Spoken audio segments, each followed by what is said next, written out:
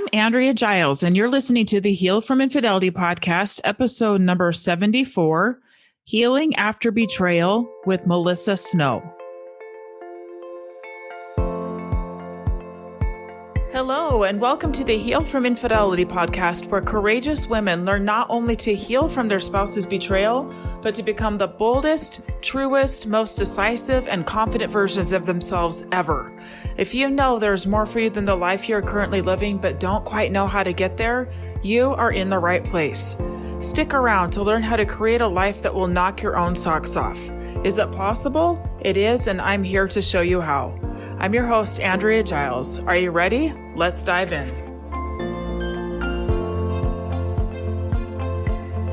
Hi, everybody. I hope that you're all doing well. This is coming out the week of Christmas. I hope that you have a wonderful holiday, wonderful Christmas, and I'll be thinking about you. This episode, I was a guest on, and I'm sharing it with you. I was a guest on a podcast called Love Starts Here with life coach Melissa Snow. And we talked about healing after betrayal. And it's things that you have heard me talk about before, but we had a little bit of a different discussion than what you've heard from me. It was a good discussion, and I think that you will find it useful here. So without further ado, I hope you enjoy episode number 74 with Melissa Snow. You're listening to Love Starts Here, a podcast for smart, successful women who are ready to finally have the love they want and deserve. Whether your relationship status is single, dating, or it's complicated, this podcast is exactly what you need to take your love and life to the next level. And now, here's your host, certified love and life coach, Melissa Snow. Hey, everybody. Welcome back to the Love Starts Here podcast. I'm Melissa Snow. I'm your host. And today I am joined with my friend and fellow coach, Andrea Giles. Welcome to the podcast, Andrea. Thank you so much, Melissa. Thank you for having me. Yeah, so excited to have you here. So tell everybody before we dive in, tell us a little bit about you, what you do, and how you got to this point. Okay, sure. So as Melissa said, I am a fellow coach. My specific area of expertise is around infidelity. So I work with primarily women, some men, but primarily women around the aftermath of infidelity and trying to move forward from that. And I got into this because I had my own experience with infidelity. It's been some years now, it'll be 8 years December that my marriage ended. I ended up getting divorced. There was a lot of deceit for many years in my marriage. And ultimately, for me, my choice was to end it. It was not improving. There were things that were getting worse. The deceit was getting worse. And it was very much affecting me and my children. And so I chose to end the marriage. And then part of my story is that 7 months after the divorce finalized, he was involved in some reckless behavior and got into a car accident and passed away. And he was 39 years old. And through all of these experiences, even when I was like right in the midst of it, I had women coming that were wanting help and that were asking, well, how did you decide? How did you know to leave? How do you, asking me questions. And it showed me that there are many, many, many people out there who are hurting and suffering and need help. And so I kind of just made a commitment that I was going to get through it and get out like intact and like be able to help, be in a position to help other people. And so I started out going to school, back to school to become a therapist, and was introduced to life coaching. And it was like such a huge immediate shift. I'm like, what am I even listening to? It was so different than anything that I had been taught in any of the therapy that I went to. And so I completely jumped ship and decided to become a coach. So I have been coaching since the beginning of 2019. And I just love it. I love the people that I get to help. So that's a little bit about me. That's awesome. I think every coach has a story similar of like, we all end up coaching people who are who we used to be, right? Yes. Yep. And one thing I love about what you do is that in coaching, we talk so much about separating out the fact from the story Yeah. and the thought from the feeling. And that's hard enough on a regular day when everything is going as you think it should be in your marriage.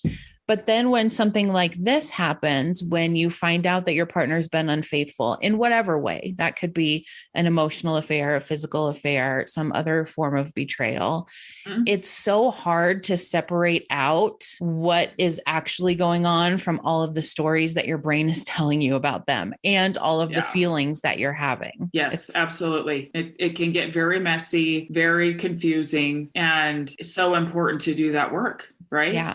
Because if we keep swimming in that and keep being confused, right, and not answering some of the questions that our brain wants answered, we're going to keep repeating the same processes, the same patterns over and over again, and ultimately keeping ourselves from moving forward.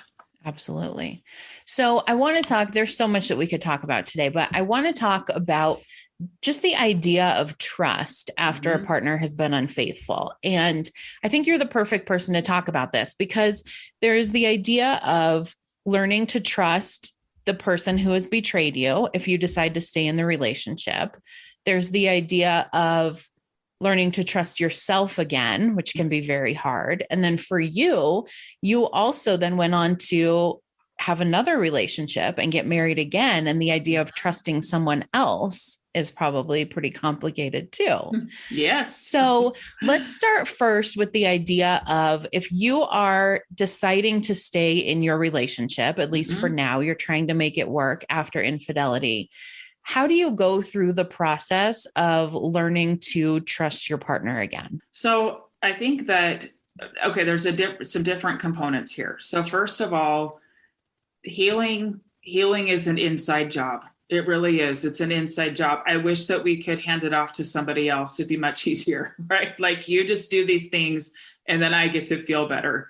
But that's not true. It's not true, because if we are in a state of mistrust, we're going to find reasons to not trust, right? Yeah.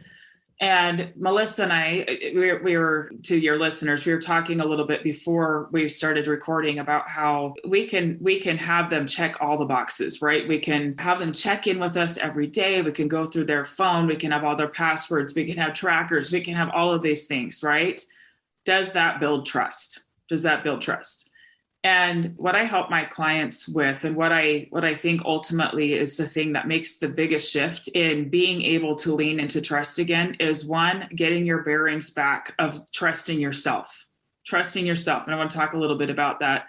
And the second piece that's really important is markers for, is my partner trustworthy, right?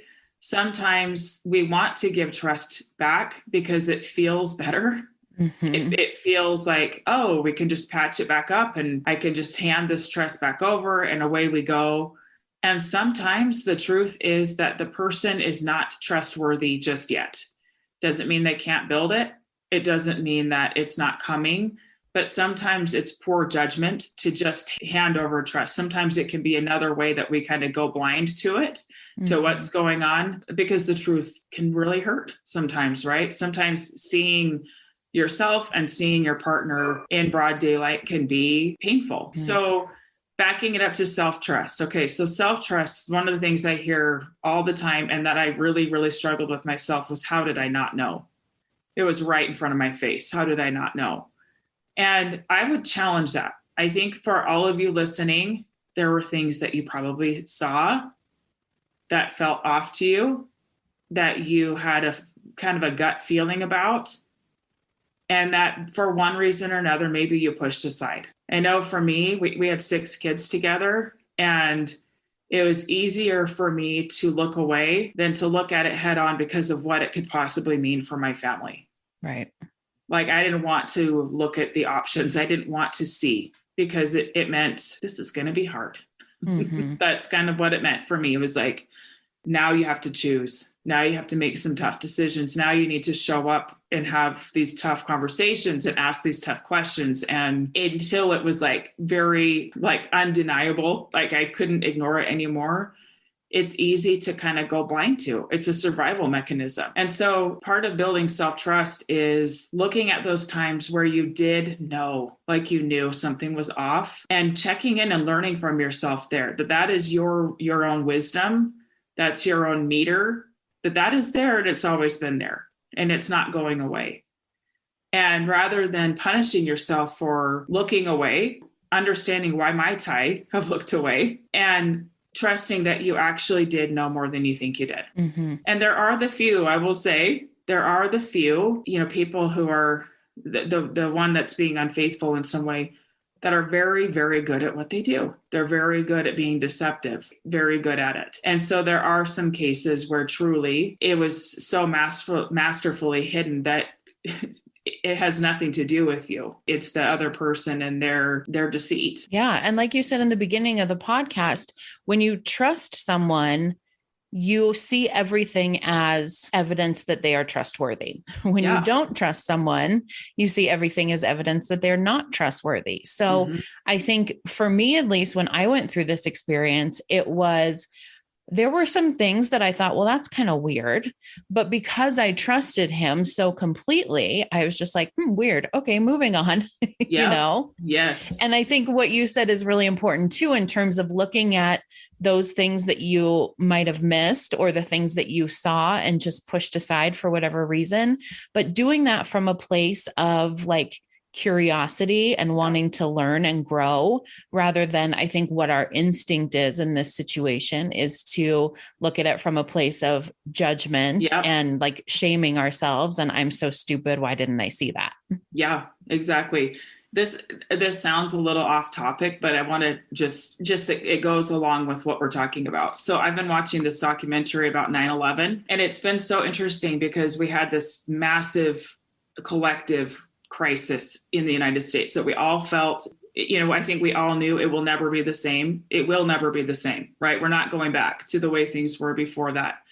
And what I've learned is that when that was all going on, like when all the plans were being laid for all of that, was when all the heat was stirred up around Monica Lewinsky and Bill Clinton. And so all of our eyes were on that. We were all watching that. Right. And there were all of these things that were happening right in front of us that no one caught. Departments were not communicating with each other. There were these people that were moving into the States with faulty records and, enrolling in the flight schools, tagged in different departments and not communicated to the proper departments to do something about. And basically there was just this huge diversion. Like we didn't know what was going on right under our nose because there's this other thing. And, I thought about it, that what if after 9/11, if we didn't do the work to go back and if the people who let things slip through the cracks, right? Like, what if they didn't go back and find those things and find like the holes in communication, the drop in, seeing these things that were there the whole time. We just didn't see them. And it took a crisis to wake up. Right. Yeah. To go, we are in trouble. And so I think I've thought about this in relation to people that I work with who are in these relationships where it hits this crisis spot. Like we're on fire. We're burning, so much pain. Right. And I feel like where real self-trust is built is in going back and looking at where were we diverted? Where was I looking away? Where was I not willing to or keeping myself busy so that I couldn't see, and actually looking for it? And just to be clear, this is not taking responsibility in any way for the choices of your partner. No way. Like their choices are theirs. But there's so much to learn here. And it is in going back and looking and answering those questions that we start to build trust. It's in answering those questions and going, okay, this is why. This is where I was at. It's getting to know yourself at such a deeper level than you did before, to where it's like you build this like strength in yourself to go, let's say you are staying in, right? You're going to stay in your marriage and you can go, I hear so much, well, what if it happens again? It could happen again, but you're a different person than you were first time, right? You're a different person and you will handle it in a different way because of the work that you've done, because Absolutely. You're willing to look. Another piece here of building trust in yourself and in your partner is, our brains are just so good at like all the drama and all the stories and telling the story of what happened. Like instead of what happened to my marriage? What happened? Why did he do this? Why would he do that? And actually telling the story in a way that feels truthful to you and that allows you to move forward. Because sometimes if we keep spinning out in, I just don't know, I don't know what happened, we're never going to, the answer's not magically going to appear, right? Mm-hmm. It's not going to show up on your doorstep. You have to look for it and commit to it. And so when I say that, like this kind of building self-trust and trust in your partner, it's an inside job. It's because of the internal work that needs to happen to really move forward from it. Like the shifting of stories, the telling of the story that lets you move forward as the hero, like that lets you move forward powerfully and with ownership of what you're doing next. Right. And one of the things that I found is really essential to your ability to move forward, whether you move forward with the person who's betrayed you or not, is this idea of radical acceptance, getting to the point where you can just say, okay, I accept that this is what happened. Yes. Doesn't mean I like it. Doesn't mean it was right. Doesn't mean it was fair. Doesn't mean it was the best time of my life, but I'm accepting that this is what happened. And the only thing I have control over now is how I move forward from it. Yep. And unless you're telling the story, there is nothing to accept. Right. I love that. Yeah, acceptance is such a huge piece of all of it. It's such a huge piece of moving forward, you're right, telling the story in a way that serves you. And no one can give you that. No one can, I have clients that I work with where the spouse is saying all the right things. Like, this is all me. I screwed up. I this and that. And they still, until they internalize, right? Until they go inside and just like you said, accept this is what happened. This is the choice he made. This is where we're at. And now what? Mm-hmm. Right? And now what? Now, where do I want to go with this? Mm-hmm. And instead we cause so much pain to ourselves. We bring so much pain when we continue to fight against what actually happened. Yeah. So talk a little bit about, I know one of the things that my clients struggle with when they're in this situation is the decision about whether to stay or go. Mm-hmm. And everyone has an opinion about what they should do. Everyone's usually happy to tell you their opinion. Absolutely. How do you trust yourself in making that decision? Mm-hmm. So the short answer to that, and I know that every situation has its own nuanced things, right? There's no one size fits all. It's a very personal decision. But the simplest way that I describe it is that when we are satisfied with how we are showing up, not necessarily how they're showing up, but how we are showing up, that's when we're in the best position to make that decision. So I say that because, I've heard different things. Melissa, I'm sure you've heard different things about, well, you just wait until you get to this neutral place where you can stay and be fine or leave and be fine. And I personally think that's pushing it. Mm-hmm. I think that we get to still be humans that have emotions and the more, to me, more importantly is, am I leaning in to showing up with courage? Am I showing up in truth and having the tough conversations, asking the tough questions? And a way to think about it is like, when we first find out, we're being given this big data point, if you will, right? This big data point, like a big fat data point, like, here you go. This is something happening. Okay. That's a big data point. It is. A lot of times people have that data point and react to it. Mm-hmm. Like, I'm out, I'm done, not staying here. And that's within our right. People make their choices and there's no judgment there. Okay. But often if we are not willing to stay in long enough to collect more data points, to look for understanding, all of that confusion, all of the anger, all of it, it's going to follow us. Mm-hmm. It's going to come with us. And so what I help my clients with is I help them become the person they want to be, and then they make their decision from that place. So for example, if my clients are judging themselves so fiercely, like, well, I'm older and I don't want to have sex with him as often as he wants to. And sometimes I get depressed, and sometimes, we make all these justifications, right, for why they would do the thing they do. And what I do is I help my clients kind of get back to a place with themselves where they can honor themselves, have compassion for themselves, really look at the things that they want. Many of them haven't for years. They haven't looked at actually what they want and asked those tough questions of what kind of life do I want, right? Mm-hmm. And so when they spend that time, it's almost like setting down that question of, am I staying or going? It's like, I'm going to set this down for a minute. I'll come back to it. And I am going to check in with myself and answer the questions of, am I showing up in integrity here with who I want to be? Mm-hmm. Am I holding on to my own core values of who I want to be here? And the beautiful thing is that when we start doing that work, either they're going to come with us or they're not. And we'll know pretty quick. My philosophy around it is that when we start showing up for ourselves and building ourselves up, the byproduct of that is that decision becomes much easier. Absolutely. It's like, oh, yeah, nope, not doing this, or yeah, I think that it's worth fighting for and staying in, and, but that decision becomes much easier once the fog is lifted and clarity of remembering who we are, remembering that what we want matters, remembering that we have an opinion, that we're entitled to our opinion, and then showing up in these conversations and allowing the other person to, give us more data.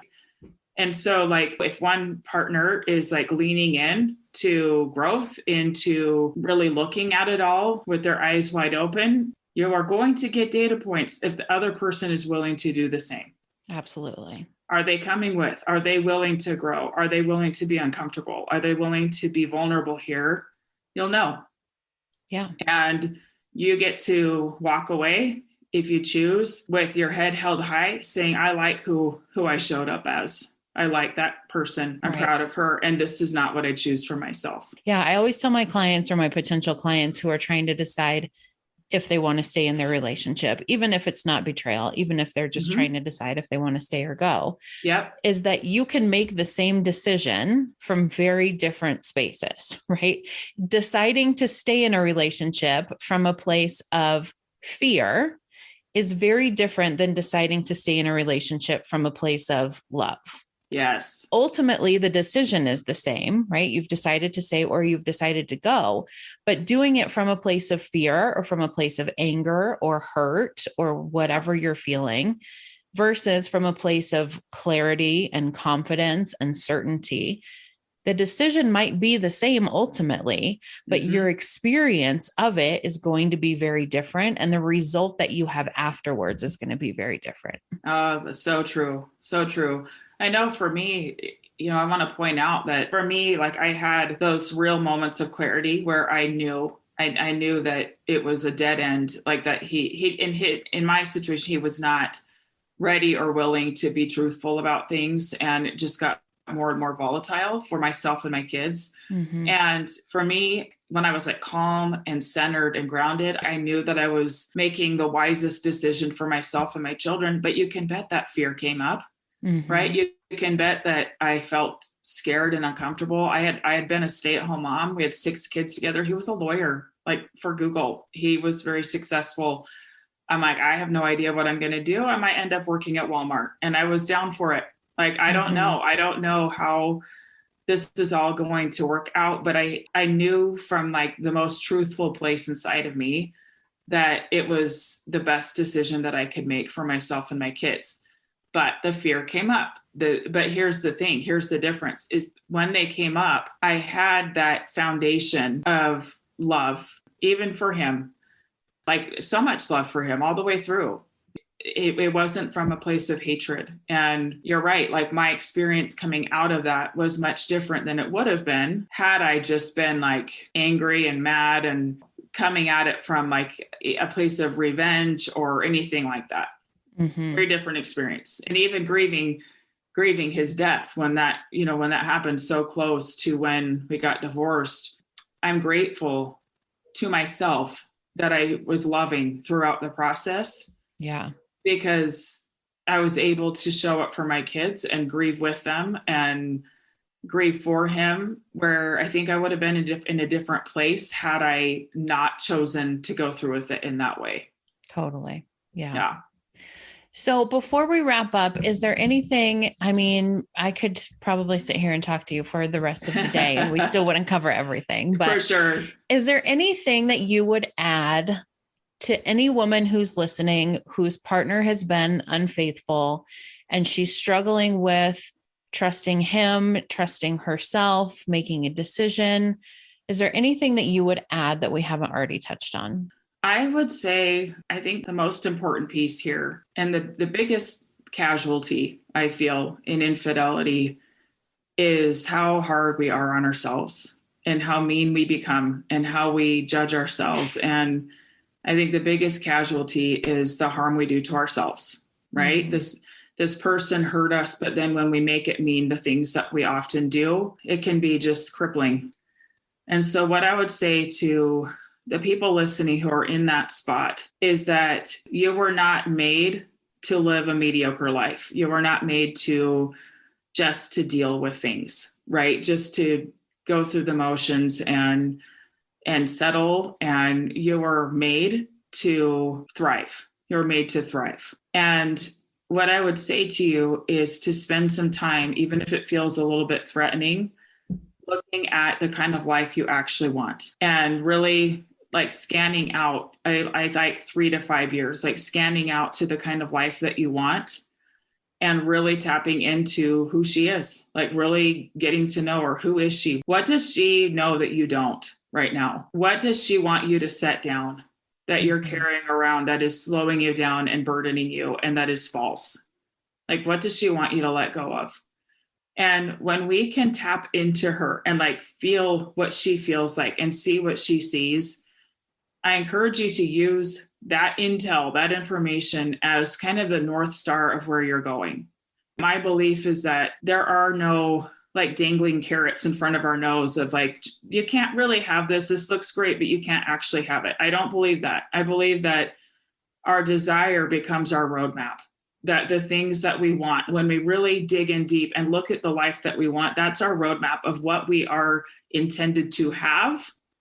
And not only are we intended to have it, but that roadmap shows us exactly where our growth is. So if we look ahead and we see this person who owns the things that she wants, like that she speaks up, that she communicates, that she doesn't apologize for who she is and the kind of life that she's building, that becomes like actually your marker of like, okay, this is my growth. This is where I need to focus.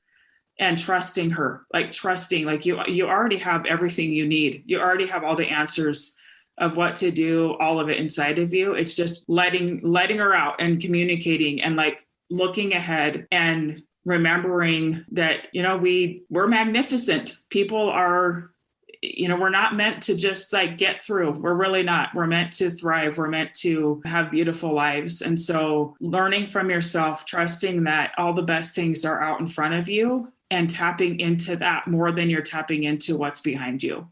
That's really good. Thank you so much for being here, Andrea. If there's anybody listening who wants to connect with you further, what's the best way for them to do that? Sure. So you can find me on my website, andreagiles.com. And in there, you can find links to, social media, things like that. But I have a podcast. It's called Heal from Infidelity. It's all things infidelity. So Heal from Infidelity, Andrea Giles, you'll see my picture on there, and there's lots of good information there as well. Awesome. I will link your website and your podcast in the show notes so everybody can connect with you easily. And thank you again so much. Thank you. Thanks so much for having me. Thank you for listening to the Heal from Infidelity podcast. If you would like to be kept in the know about upcoming free classes, new podcast episodes, and other ways of working with me, go subscribe to my weekly email. You can subscribe at andreagiles.com/lies-about-infidelity/. Again, it's andreagiles.com/lies-about-infidelity/. I will see you next time.